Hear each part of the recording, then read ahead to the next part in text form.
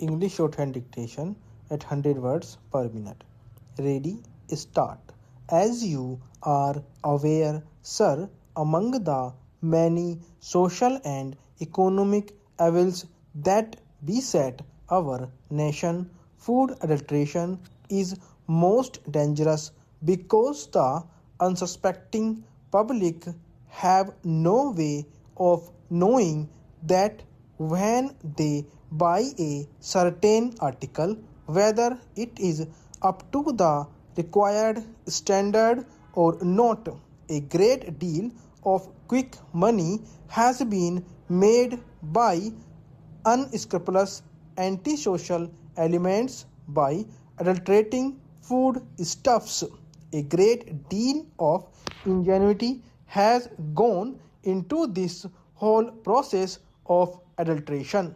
I was myself surprised, sir, when the committee went through this to learn in what ways special adulterants are manufactured in large quantities so that food can be adulterated. And very often, as you know, sir, the adulteration is of such a nature that it causes death or permanent injury and disablement to the people who consume those articles. It is therefore an extremely serious matter, and there has been a demand from all sections of the public and in both houses that this entire Prevention of Food Adulteration Act should be amended, should be made more effective, and that there should be strong and effective action against these antisocial elements. For this purpose, sir, I introduced in this House an amendment to the Prevention of Food Adulteration Act 1954. This act was passed 45 years ago by Parliament. The experience of its administration, I must admit, sir, has not been very impressive so far, both because the act itself had loopholes and also, I must admit, because our administrative machinery, particularly in the states, was not really as effective as it should be. Therefore, I introduced this amendment in the Rajya Sabha on August 12. At that time, there was a demand from all sections of this House as well as the members of Parliament from the Lok Sabha and the general public that in view of the very important nature of this legislation, it should be referred to a joint select committee. So, in response to that, it was referred to a joint select committee. It had 33 sittings and presented its report. It looked into almost 250 memoranda and discussed this matter for a considerable period of time, about a year, and I would like to express my gratitude particularly to my honorable friend for his wise and mature guidance of the work of the committee, from which we benefited very greatly and we took keen interest in the matter.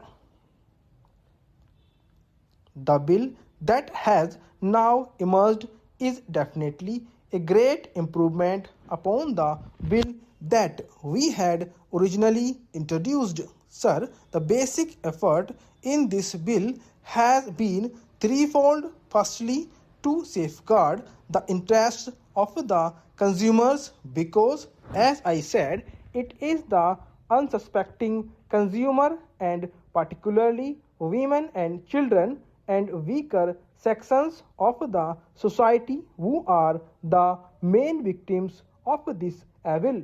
Secondly, it is to prevent undue harassment to the trader, whether it is the producer, the wholesaler, or the retailer. Whereas we should certainly keep a very strict watch upon them. There should not be any cause for undue harassment. And thirdly, the act should be capable of effective implementation, because there was a general feeling among the members of the committee that implementation had been lacking. These were the three major principles that were kept in mind by the committee in its deliberations. Sir, with your permission, I will very briefly put before the Honorable House some of the salient features of the bill that I have now presented. The finest point is that a distinction has been made between adulteration that is capable of easy detection by the eye and adulteration which is not. In other words, if something is adulterated and is visible, at least the consumer has the opportunity to take necessary precautions. But it is processed and cooked, then there is no way by which the consumer can know whether it is adulterated or not until he has reaped the ill effects of adulteration.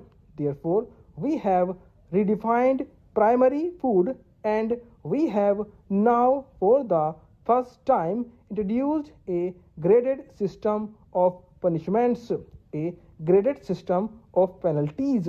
On the one hand, we have exempted altogether as a result of a lot of evidence that was brought before us primary food which is substandard due to purely natural causes in which there is no human agency, and which is primary food, in other words, which is easily visible.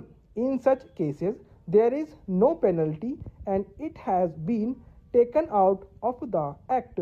At the other hand, for deliberate adulteration which can cause death or grievous injury, we have brought in punishments up to life imprisonment. So what we have done is this: we have these 5 categories. Primary food adulterated due to purely natural causes is exempt. Then there is injurious and non-injurious adulteration. Here we have got a graded system of penalties going up to life imprisonment, so that deterrence is there and people realize that they cannot play with the lives of their fellow citizen. On the other hand, non-guilty people are brought within the mischief of the act. Stop.